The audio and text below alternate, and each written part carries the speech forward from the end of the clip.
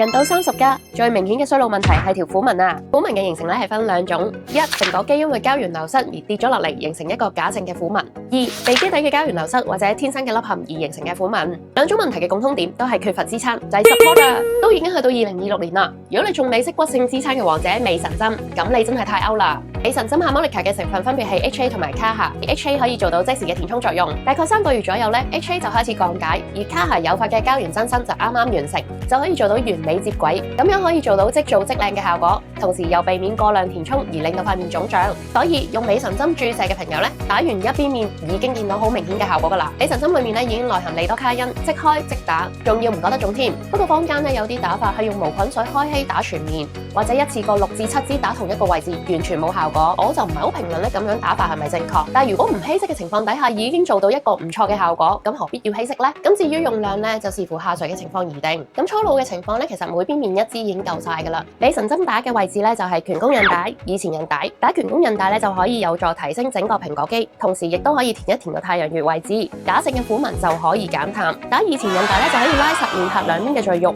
模糊嘅輪廓線咧就可以出翻嚟。想輪廓分明就話咁易啦。如果大家想知道自己需唔需要打美神針，或者想知道美神針嘅更多打法，留言美神，我就會將點樣檢測自己需唔需要打美神針嘅手法教學，同埋美神針嘅不同打法嘅詳細資料一套 send 俾你。記得要先 follow 我嘅IG啊！